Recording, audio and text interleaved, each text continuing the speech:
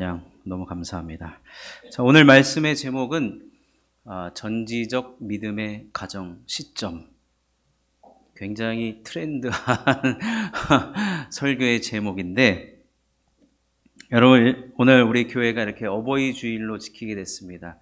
제가 이렇게 달 짬밥은 아닌데 우리 김명환 권사님이 달아주고 가셨는데,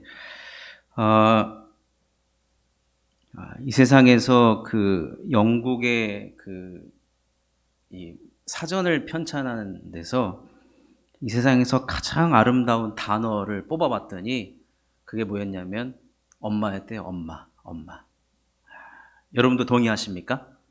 네. 참 아빠로서 서러움이 이만저만이 아닙니다. 아유, 집에서 엄마한테 그렇게 혼나고 학교 가도 집에 돌아오면 누굴 찾는지 아십니까? 엄마 어디 있어 그래요. 속도 없죠, 진짜. 그럴 때는 아빠를 찾아야지, 아빠를. 이 엄마의 프로필 사진은 왜 꽃밭일까? 라는 노래 제목이 있습니다. 엄마의 카톡 프로필 사진을 보면 꽃밭 아니면 꽃 아니면은 손주 손녀 사진들로만 공통적이에요. 뭐 이게 모르겠어요. 짰는지는 모르겠는데 그 노래의 가사에 이런 내용이 있습니다. 엄마의 사진엔 꽃밭이 있어. 꽃밭 한가운데 엄마가 있어. 그녀의 주변엔 꽃밭이 있어. 아름답게 자란 꽃밭이 있어. 길 가다가도 담벼락에 꽃이 있으면 거기서 사진 찍고 있는 분이 누구냐? 대부분 아빠가 아니에요. 대부분 엄마죠. 그리고 항상 꽃 가운데에서 사진을 찍고, 제주도 유채꽃밭을 가도 찍고, 동네 야생화 꽃을 봐도 거기 들어가가지고 꽃을 찍고. 왜 그럴까? 우리 엄마들 왜 그럴까? 보니까 꽃과 같은 시절이 그리워서일까 아닌가를 생각을 해봅니다. 여러분 다 꽃다운 나이에 다 우리 엄마로 따지면 벌 한 마리가 나타나가지고 그 꽃한테 가가지고 그 꽃과 벌이 사랑을 하고, 그쵸? 그 꽃다운 나이, 청춘의 나이, 그때가 그리워서 아닐까. 그래서 여러분 오늘 어버이 주일로 우리 교회가 지키는데, 우리 모든 우리 부모님들, 또 앞으로 부모님이 되실 분들까지도 오늘 꽃과 같이 피어나는 우리 모든 부모님들 되시기를 주님의 이름으로 축원합니다. 요즘 대세 예능, 이제 연예인들 나와가지고 하는 이 프로그램 중에 이 관찰 예능이 대세예요. 그래서 전지적 참견 시점이라는 프로그램도 있고, 보셨는지는 모르겠는데, 지금은 이제 온 국민의 아쉬움을 뒤로하고 중국에 건너가신 이 푸바오 있잖아, 푸바오. 푸바오를 왜 좋아하는지를 모르겠는데, 푸바오, 전지적 푸바오 시점, 막 이런 말들이 있어요. 이게 뭐냐면 관찰한다는 거예요. 그 푸바오를 우리가 관찰하고 우리가 들여다본다라는 얘기거든요. 오늘 어버이 주일을 맞이해서 우리가 지금 계속해서 믿음 시리즈 믿음장 11장, 히브리서 11장을 살펴보면서 이 믿음장에도 믿음의 가정 이야기가 나오는가 해서 들춰봤더니 이 모세의 가정이 나타나고 있습니다. 그래서 오늘 우리가 모세의 가정을 전지적 관점으로 들여다보면서 이 모세의 가정이 우리들에게 시사해 주는 바가 무엇이고, 또 우리는 어떻게 믿음의 가정을 이루어가야 할 것인가를 우리가 함께 살펴보도록 하겠습니다. 첫 번째 살펴볼 것은 믿음의 가정은 하나님께서 쓰시는 언어의 통일성이 나타난다는 겁니다. 자, 오늘 본문 히브리서 11장 23절을 보면 모세의 부모님이 모세가 태어났을 때 모세를 보고 아름다운 아이라고 했습니다. 자, 다시 한번 우리 화면에 있으니까 읽어보겠습니다. 시작. 믿음으로 모세가 낳았을 때에 그 부모가 아름다운 아이임을 보고 석 달 동안 숨겨 왕의 명령을 무서워하지 아니하였으며, 이 내용이 동일하게 출애굽기에도 나오거든요. 자, 출애굽기 2장 2절을 한번 읽어보겠습니다. 시작. 그 여자가 임신하여 아들을 낳으니 그가 잘생긴 것을 보고 석 달 동안 그를 숨겼으나. 여러분, 출애굽기는 모세가 기록한 거예요. 근데 모세가 기록했을 때 자기 자신이 태어났을 때 지금 뭐라고 돼 있어요? 난 잘생긴 놈으로 태어났다. 그렇게 기록하고 있어요. 자기 자신한테. 여러분 가끔 거울 보시고 자기 자신을 향하여서 어휴 참 괜찮네. 아니 저 얘기가 아니라 여러분 그렇게 하신 적이 있으신가? 우리 임정양 집사님 오늘 특송을 마이크도 없이 그냥 성량으로만 여기를 그냥 아주 채워주셨는데, 아유 내 자신에게 반하신 적이 있죠? 없으세요? 있을 것 같은데. 지금 모세가 자신을 보고 지금 잘생겼다 그랬어요. 출애굽기 2장 2절에.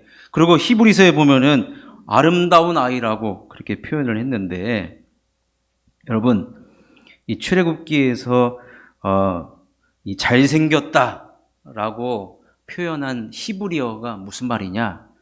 여러분 놀라지 마십시오. 토브라는 말이에요. 토브. 하나님께서 창세기 1장에 천지를 창조하시고 보시기에 좋았더라 했을 때 토브라고 그랬잖아요. 근데 지금 출애굽기 2장에 모세가 태어났을 때 모세의 부모가 그를 보고 뭐라고 표현했느냐? 토브라 그랬어요. 토브. 보기에 좋다라는 거예요. 여러분 이 토브는 누구의 언어인 줄 아시죠? 하나님의 언어예요. 하나님이 내가 만든 세상을 향하여서 토브라고, 이건 하나님의 언어예요. 하나님의 언어. 하나님께서 쓰신 말이에요. 근데 모세의 가정이, 모세가 딱 태어났을 때 그 모세의 부모로부터 가장 먼저 이 아이를 보고 나왔던 말이 뭐냐면 하나님 쓰시는 언어가 튀어나왔다는 거예요. 여러분 가정 안에서 보면 부모가 쓰는 말을 자녀가 쓰게 됩니다. 그렇지 않습니까? 부모가 잘 쓰는 말 자녀가 쓰게 돼 있어요. 모세의 가정을 통해 보여주는 것은 하나님께서 쓰시는 언어를 부모가 쓰고 있고, 그리고 모세가 지금 기록했잖아요. 부모로부터 들었으니까 부모가 쓴 언어를 지금 그의 자녀도 쓰는 것을 지금 보게 됩니다. 가정 안에서 언어의 통일성이 나타나는 거예요. 계속 살펴보겠지만 당시 이 모세가 태어났던 시기는 너무나도 암울한 시기라서 이 부모가 모세를 갈대 상자를 만들어서 그 안에 모세를 넣고 나일강에 띄우는 장면이 나옵니다. 근데 여기서 말하는 갈대 상자, 자 출애굽기 2장 3절을 한번 읽겠습니다. 시작. 더 숨길 수 없게 되매 그를 위하여 갈대 상자를 가져다가 역청과 나무진을 칠하고 아기를 거기 담아 나일 강가 갈대 사이에 두고. 여기 갈대 상자에 넣었잖아요. 여기서 말하는 상자가 히브리 말로 무슨 말이냐? 테바라는 말이에요. 테바. 근데 이 테바는 노아의 방주 아시죠? 그 방주가 바로 이 테바인데, 이 테바가 어디서 파생된 말이냐면 비슷하지 않습니까 여러분? 토부 테바. 비슷하죠? 토부 테바. 토부에서 나온 말이에요. 무슨 말이냐? 모세의 부모님은, 모세의 가정은 되도록이면 하나님의 언어를 사용하려고 했던 가정입니다. 하나님 쓰시는 언어. 여러분 언어가 갖는 의미는 상당합니다. 하나의 관계로 묶어줍니다. 하나의 관계로. 여러분 우리의 소원은 통일이잖아요. 근데 지금 남과 북의 언어가 달라지고 있습니다. 점점 격차가 벌어지게 되면요 통일 힘들 수 있습니다. 언어는 민족을 하나로 묶어주는 그런 기능이 있고 커다란 힘이 있다는 거죠. 결국에는요 여러분 우리가 하나님의 자녀이고 하나님의 사람으로 살아간다 그러면 우리 입에서 무슨 말이 나와야 되느냐? 하나님 쓰시는 언어가 나와야 되는 거예요. 교회에서도 마찬가지입니다. 제가 이 강단에서 선포되어지는 말씀, 언어적인 면이 훨씬 크잖아요. 물론 행동도 할 수 있겠지만 이것이 성도들의 언어, 우리 교회의 언어가 되어야 된다는 겁니다. 그래서 대표 기도나 또 셀 모임이나 전도를 할 때 우리 교회가 쓰는 언어의 통일성이 너무나도 중요하다는 겁니다. 지금 우리가 회복이 있는 금요 기도회를 하잖아요. 그러니까 여러분 저 기도하실 때마다 저 내용을 따라서 기도하시는 게 우리 교회를 하나로 묶어주고 우리 교회가 회복을 꿈꾸는 교회임을 단번에 알아차릴 수가 있다는 것이죠. 그러니 가정에서나 교회에서나 하나님께서 사용하시는 언어의 통일성을 이루는 것이 너무나도 중요하다라는 것입니다. 자, 두 번째 믿음의 가정은요, 하나님의 뜻을 파악하기 때문에 희망적이고 미래적일 수밖에 없다는 겁니다. 자, 여러분 보십시오. 모세의 부모가 모세가 나왔을 때 잘생겼다 그랬고 또 아름다운 아이다 라고 그랬습니다. 여러분 고슴도치도 자기 자식 예뻐해요. 그죠? 자기 자식 예뻐한단 말이에요. 여러분 자녀 낳고서 아이고 여러분 처음에 자녀 태어났는데 아이고 막 덮어버려요. 아이고 얼굴 되게 이렇게 외계인같이 태어났냐? 그런 부모 없단 말이에요. 나를 닮은 데를 찾고 이것도 닮았고 저것도 닮았고 그렇단 말이에요. 근데 지금 오늘 본문에 등장하는 내용은 그런 내용과는 좀 거리가 멀어요. 자, 이 부분을 우리 장로교의 창시자인 칼빈 선생님이 이렇게 해석을 했습니다. 모세의 부모는 아기였던 모세의 얼굴에서 영적으로 탁월한 아름다움, 곧 모세가 이스라엘을 애굽의 압제로부터 해방시킬 것을 그들은 보았다. 또한 모세의 부모는 믿음으로 모세의 얼굴에서 하나님의 표적을 보았고 그 결과 하나님께서 이스라엘을 위해 애굽에 대해 복수하실 것임을 확신하였다. 무슨 말이냐면 모세의 부모님은 모세의 얼굴을 보고서 이 아이를 향한 하나님의 뜻을 본 거예요. 지금 뭐 응애응애 하고 있는 애인데 지금 뭐가 보입니까? 그런데 모세의 부모는 그 자녀를 볼 때 하나님의 뜻을 발견했다는 거예요. 희망적이고 미래적인 그 하나님의 뜻을 자녀를 통해 발견했다는 것입니다. 앞으로 얘가 커서 뭐가 될지 그것을 말씀드리는 것이 아니라 하나님을 향한 하나님의 뜻이 있음을 알고 희망적이고 미래적으로 그의 자녀를 바라보았다라는 것입니다. 여러분 사사시대에 기드온이 있습니다. 그때 무슨 일이 벌어졌냐면 이 추수 때가 되면은 꼭 주변 나라 강한 나라가 이 약한 이스라엘에게 쳐들어와서 추수하면 그대로 가져가는 거예요. 그러니까 먹을 것이 없잖아요.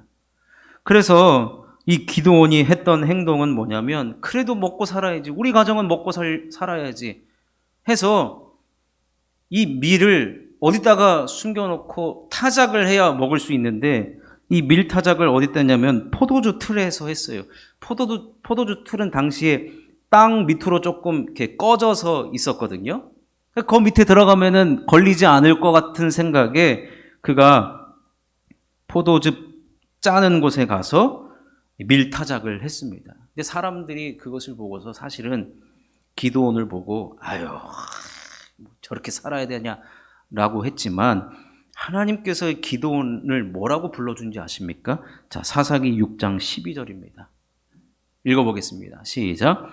여호와의 사자가 기드온에게 나타나 이르되 큰 용사여 여호와께서 너와 함께 계시도다 하매.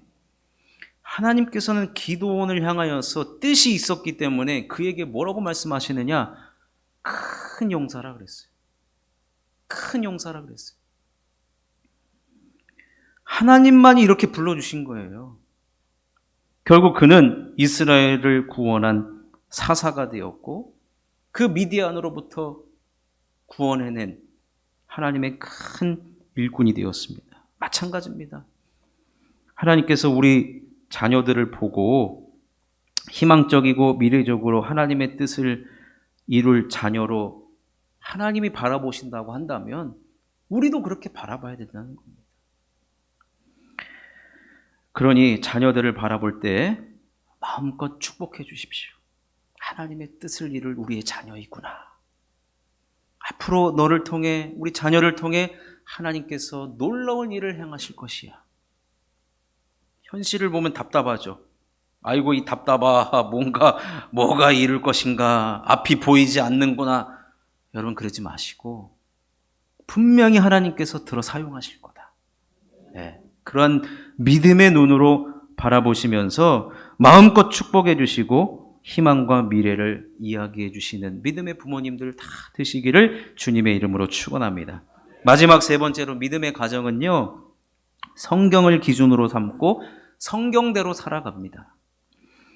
모세가 태어났던 시기는요, 남자 아이를 다 죽이라는 반인륜적이고 무자비하고 핍박을 받던 때였습니다. 특별히 모세의 가정은 레위 지파였습니다. 제사장 가문이었죠.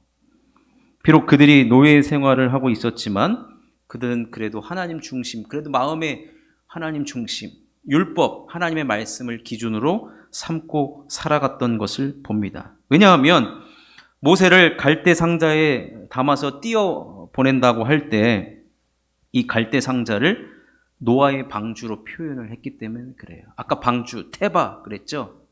그래서 조그만한 갈대 상자였지만 역청을 바르고 이렇게 한 것이 노아가 방주를 지었을 때 했던 그것을 축소해서 그들이 행한 것을 보게 됩니다. 그렇게 하면 하나님께서 노아 시대 때 방주가 구원을 일으켰던 것처럼 하나님께서 이 아이를 보호해 주시고 구원해 주실 것이다 라는 믿음을 가지고 나일 강가에 띄운 것이죠.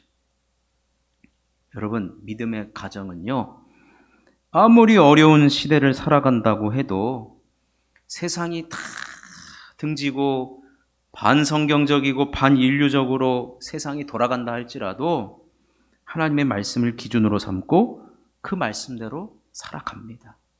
네, 하나님은 이런 가정을 원하시는 겁니다. 여러분 생각해 보십시오.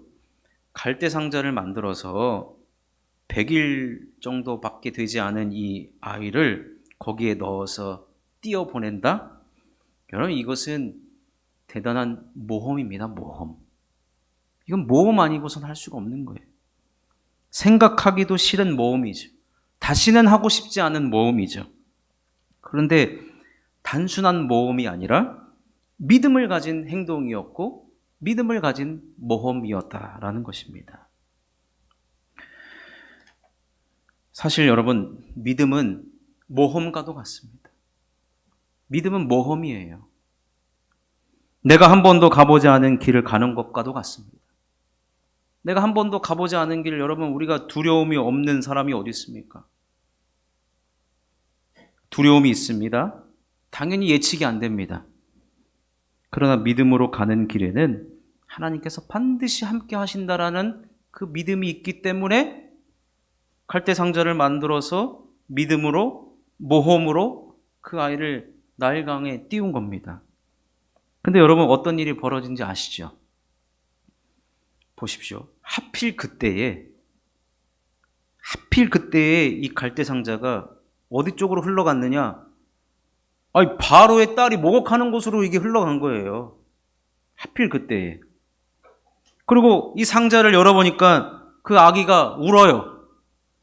여러분, 100일 정도 된 아기 울었을 때 여러분 어떻게 생각됩니까? 내 이놈 자식 그만 울어 이럽니까? 아니면 안아줘야 되겠다 이런 생각이 듭니까? 또 바로의 딸이에요. 모성애가 있잖아요. 그러니까 딸을 보더니 어떻게 해요? 어머 어쩌을까 너가 어떻게 이렇게 여기에 지금 있냐, 내가 한번 안아줘야지. 어쩌을까는 사투리죠.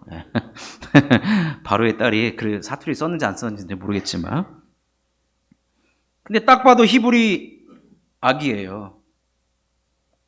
그러면서 이 바로의 딸이 뭐라고 합니까? 히브리 산파를 찾아오라는 거예요. 근데 성경은 또 기가 막히게요, 그 찾으라고 명령을 받은 시녀가 얘가 모세라는 것을 단번에 알아차린 거고 모세의 엄마한테 가요. 빨리 요게벳 빨리 와가지고 애기 젖 먹이라고. 그러면서 젖을 먹이는데 바로의 딸이 시간당 돈을 주기 시작하죠. 시간당 최저시급보다 더 많은 것을 아마 줬을 겁니다.